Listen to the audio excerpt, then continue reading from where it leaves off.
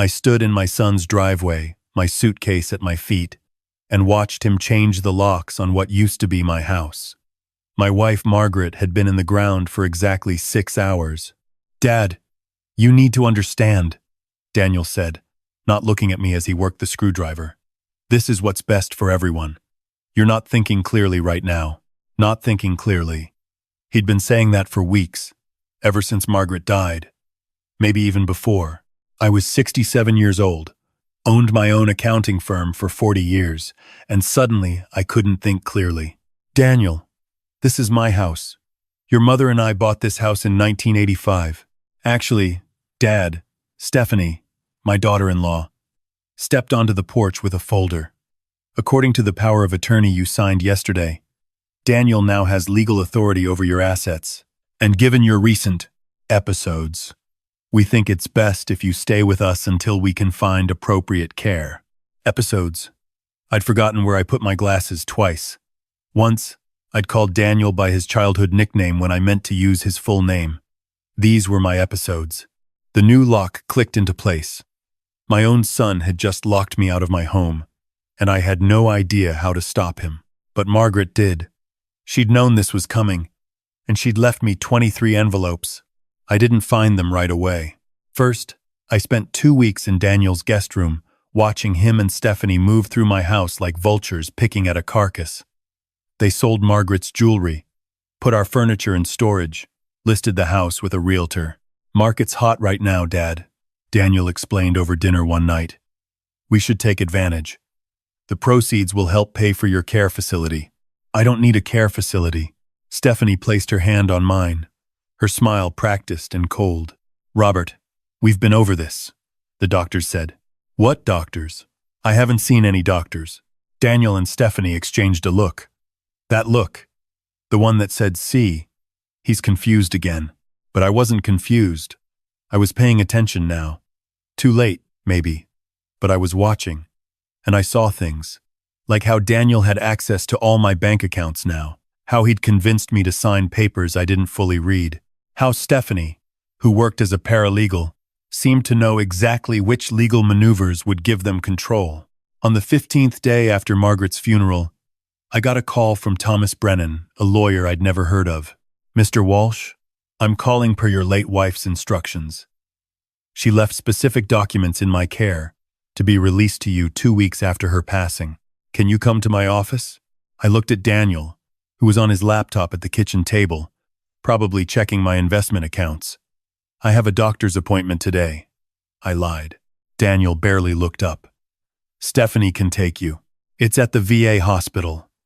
Old war buddies are meeting me there. You know how we veterans are, son. We like to handle our own affairs." That worked. Daniel had always been uncomfortable with my military service. Didn't like being reminded that I'd survived things he couldn't imagine. Brennan's office was in a small building in downtown Harrisburg. He was younger than I expected, maybe 50, with the careful eyes of someone who kept secrets for a living. "Mr. Walsh, your wife came to see me 6 months ago.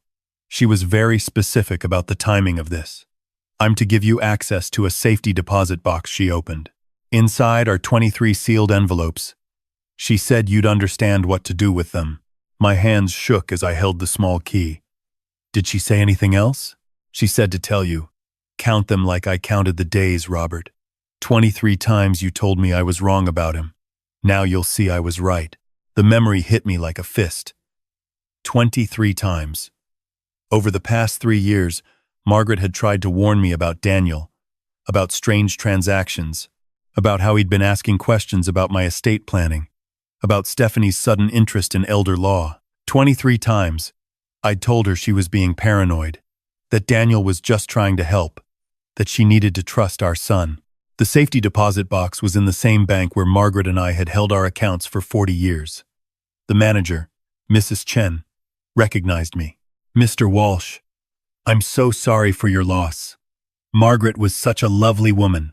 She came in regularly these past few months, always with another envelope. Inside the box were 23 cream-colored envelopes, each numbered in Margaret's precise handwriting, 1 through 23, and a note on top. 'Robert, my love, if you're reading this, I'm gone. and Daniel has made his move. I knew he would wait until I was gone. He was always patient, even as a boy. Open one envelope per day. Don't skip ahead. You need to see this the way I saw it unfold. The last envelope will tell you what to do. I love you. I'm sorry I can't be there to hold your hand through this, but I'll be with you in spirit. Don't let him win. M. I opened envelope 1-inch my car. Inside was a bank statement from 14 months ago, one of my retirement accounts. Margaret had highlighted several transactions. Withdrawals, $5,000 here, $3,000 there, $10,000. All approved by Daniel Walsh, financial advisor. My son was my financial advisor. I'd been so proud when he'd gotten his certification, insisted he manage my retirement portfolio. That was 10 years ago. The envelope also contained a handwritten note from Margaret. Day 1. I noticed this statement came to the house instead of your office. When I called the bank, they said Daniel had changed the mailing address 6 months ago. I asked you about these withdrawals. You said Daniel was rebalancing the portfolio. But Robert, we never discussed needing $18,000 in rebalancing. I sat in that parking lot for an hour, staring at that statement. Then I drove to a motel on the edge of town and checked in for a week. Envelope 2. More bank statements. Different accounts. Same pattern. Over the course of 18 months, Daniel had withdrawn nearly $200,000 from my various retirement accounts. Margaret's note. Day 2. I hired a private investigator. Don't be angry. I needed to know if I was crazy or if our son was stealing from you. Envelope 3. A report from the private investigator. Daniel had a gambling problem. Online poker. Sports betting. He'd lost over $300,000 in 2 years. My $200,000 had gone to pay off debts. Margaret's note. Day 3. I confronted Daniel. He denied everything. Said I was getting paranoid in my old age. He suggested I see a doctor. That's when I knew how bad this was. Robert, our son, looked me in the eye and lied, then tried to make me think I was losing my mind. Envelope 4. Medical records. Appointments I'd never made. A neurologist's report describing me as increasingly confused, possible early-stage dementia. The doctor's signature looked real. The date was from 8 months ago. Margaret's note. Day 4. These records are fake. Robert, you never saw Dr. Morrison. I called his office. They have no record of you as a patient. Daniel created these with Stephanie's help.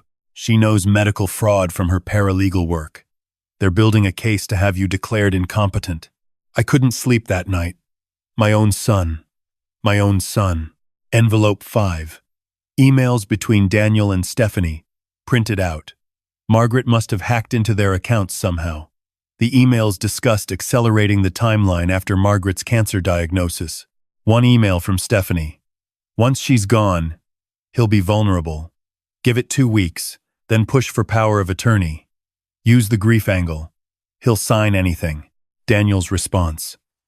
Already drafted the documents. Once we have POA, we can liquidate everything. The house alone is worth $400K. We can clear our debts and finally start living. Envelope 6. A conversation transcript. Margaret had recorded them. Daniel and Stephanie. In my house. The day after Margaret's diagnosis. Daniel's voice. 18 months. Maybe 2 years. That's what the doctor said. Stephanie. And he still doesn't know about the money? Daniel. Dad's clueless. He trusts me completely. Once Mom's gone, he'll fall apart. We'll have him in a care facility within a month. Full conservatorship within 3. Stephanie. What about Rebecca? Rebecca. My daughter. Daniel's sister. I hadn't spoken to Rebecca in 5 years. Not since Daniel convinced me she was trying to manipulate me into changing my will. Daniel. Rebecca's out of the picture. I made sure of that. As far as Dad knows, she's the villain. The recording continued. They discussed me like I was already dead, like I was just an obstacle between them and money. I opened envelopes 7 through 10 inches, one sitting. Couldn't stop myself. More recordings. More emails. More fake medical records. A forged letter from me to my attorney, changing my will. Another letter requesting a psychiatric evaluation. All in my handwriting, or close enough. Stephanie had been practicing forging my signature for months. Margaret had photographed the practice sheets Stephanie had left on the kitchen counter. Envelope 11 broke me. It was a letter Margaret had written but never sent, addressed to Rebecca. Dear Rebecca, I know you and your father aren't speaking, and I know Daniel told him you were trying to take advantage of him. That was a lie. Sweetheart, Daniel has been systematically isolating your father from everyone who might protect him. He destroyed your relationship with your dad because you asked too many questions about those withdrawals you noticed. I'm dying, Rebecca. Stage 4 pancreatic cancer. I have months, not years, and I'm terrified of what Daniel will do to your father once I'm gone. I wanted to tell you, to ask for your help, but your father made me promise not to contact you. He believes Daniel's lies completely. If you're reading this someday, know that your father loved you. He just couldn't see the truth about your brother. I hope you can forgive us both. Margaret never sent it because she had a better plan. The envelopes. Envelope 12.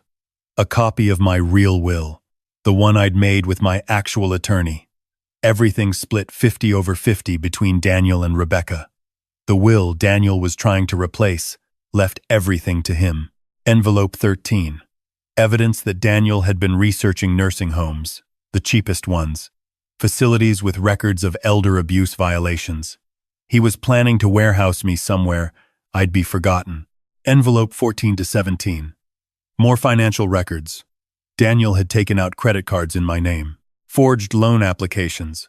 I was $150,000 in debt and didn't even know it. Envelope 18. A letter from Margaret to me, written a week before she died. My darling Robert, if you've made it this far, you're angry. Maybe you're in denial. Maybe you think I fabricated some of this. That grief made me paranoid. But you know I didn't. You know every word is true because you can feel it in your bones. Our son is not the man we hoped he'd be. I spent months gathering this evidence because I knew no one would believe it otherwise. A dying woman accusing her own son. They'd say the cancer had spread to my brain. They'd say I was bitter or confused. But this evidence is real, Robert. Every document, every recording, every email. I gathered it legally mostly. Some of it I obtained in ways that might not hold up in court on their own, but together they paint a picture that can't be ignored. The question now is, what will you do with it? Envelope 19. Instructions. Margaret had thought of everything. Lawyers to contact, police departments that handle elder abuse, financial investigators, forensic accountants. She'd even included the name of a detective who specialized in fraud cases. Envelope 20. A USB drive. Taped to a note that said, everything I gathered, in digital format. Passwords included. Make copies. Lots of copies. Envelope 21. A letter to Rebecca, unsealed this time. Margaret wanted me to read it first. Rebecca, my beautiful girl, your father has been deceived by your brother, and I enabled it by keeping silent for too long. I was so sick, and I was scared, and I thought maybe I was wrong, but I wasn't wrong. Your father needs you. He may not know it yet, but he will. Please forgive him for believing Daniel's lies. Please help him now. Enclosed is evidence of everything your brother has done. Use it. Protect your father. I'm sorry I couldn't do it myself. I love you. Mom. Envelope 22. Contact information for a FBI agent. Margaret had reported Daniel's activities to the federal government 2 months before she died. The investigation was already underway. They'd been waiting for her to die, watching to see what Daniel would do. The agent's card had a handwritten note on the back. Mrs. Walsh contacted us with concerns about elder financial abuse. We've been monitoring the situation. When you're ready, call me. Agent Sarah Mitchell. I called that night. Mr. Walsh, Agent Mitchell said. Your wife was a remarkable woman. She laid out a case against your son that's airtight. We've been watching him, waiting for him to make his move. The power of attorney he had you sign? We have experts who can prove you were under duress, that you weren't properly informed of what you were signing. What happens now? Now you open envelope 23. Then we move. The last envelope was thick. Inside was a letter from Margaret, the longest one yet. My dearest Robert, if you're reading this, you've seen the truth. All of it. I know how much this hurts. I know you loved Daniel, believed in him. I did too, for a long time. But the man who's been stealing from you, who forged medical records to make you seem incompetent, who planned to lock you away in a nursing home while he sold your life piece by piece, that man is not our son. I don't know when Daniel stopped being our little boy and became this stranger, but he did. You have a choice now. You can forgive him, walk away, let him have the money. Part of me understands if you choose that. He's still your son. Love doesn't die easily, even when it should. Or you can fight. You can take this evidence to the authorities. You can press charges. You can make sure he faces consequences for what he's done. Not just to you, but to other elderly people he might target in the future. I can't make this choice for you, my love, but I can tell you what I hope you'll do. Fight. Fight because you deserve justice. Fight because other fathers and mothers deserve protection from their own children's greed. Fight because Daniel needs to learn that actions have consequences. And fight because Rebecca needs to know her father is still strong, still capable, still the man she used to admire. I've enclosed her phone number. She doesn't know I'm gone yet. She doesn't know about any of this. Call her.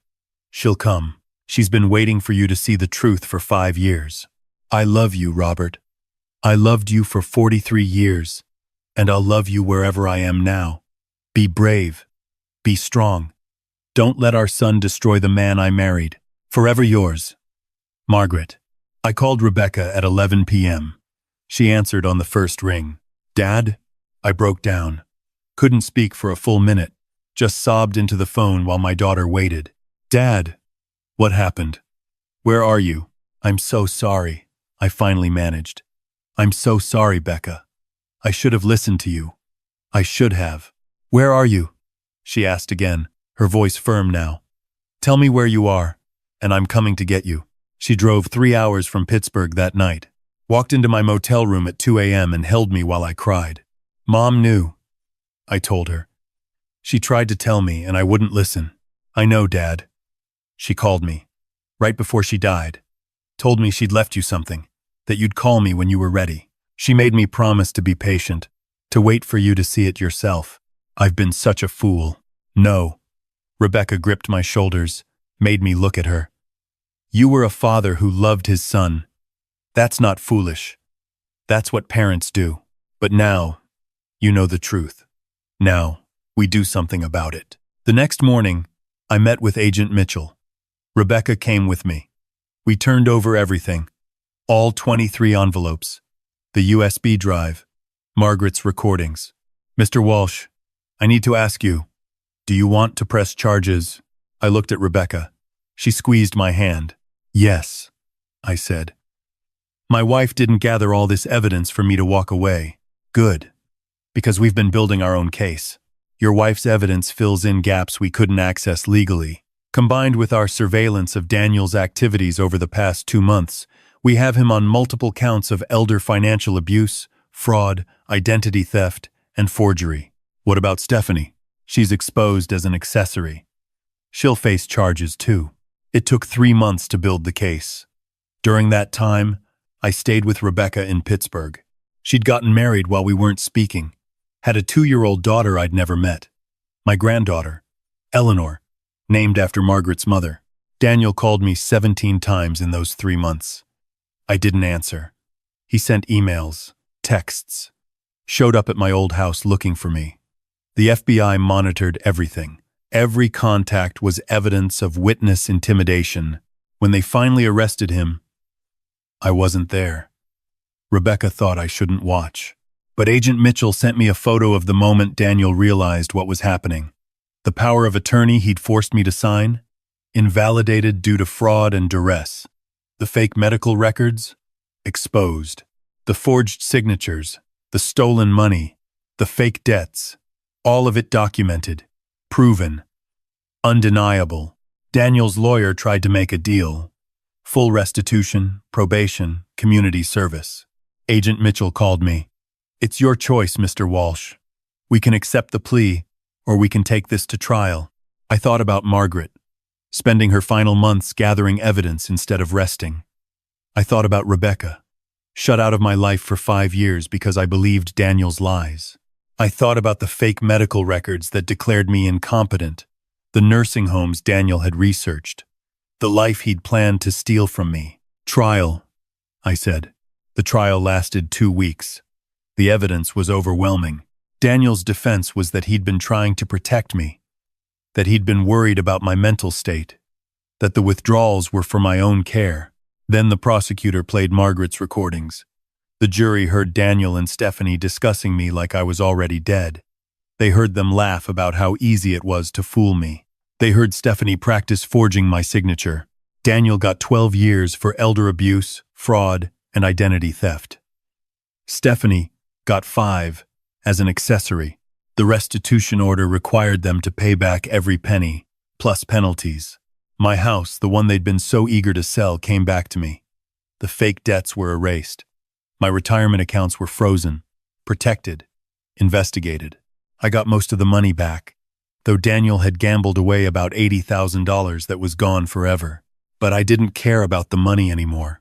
A week after the sentencing, Rebecca and I sat in Margaret's garden, the one she'd planted 40 years ago when we first bought the house. Mom knew, Rebecca said quietly. She knew exactly what he was. She knew what he'd do once she was gone. And she protected you, the only way she could. I should have listened to her when she tried to tell me. Dad, you loved your son. That's not a crime. That's not even a mistake. It's just heartbreaking. I pulled out the envelope Margaret had left for me, the one I carried everywhere now. Read her words again. Fight because you deserve justice. Your mother, I said, was the strongest person I ever knew. She was, Rebecca agreed, and she loved you enough to do the hardest thing a mother can do.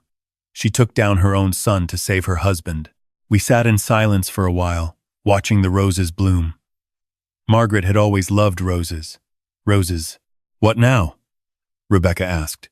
Now, I said, I get to know my granddaughter. I get to rebuild my relationship with my daughter. I get to honor your mother's memory by living the life she protected for me. And Daniel? I thought about that for a long time. He's still my son. Part of me will always love the boy he used to be. But the man he became? That man deserves to be exactly where he is. Rebecca nodded. Mom would be proud of you, Dad, for being strong enough to do the right thing. I looked at the garden, at Margaret's roses, and I could almost hear her voice. Be brave. Be strong. She knew, I said again. 23 envelopes. 23 times I didn't believe her, but she never stopped protecting me, even after she was gone. That's love, Dad.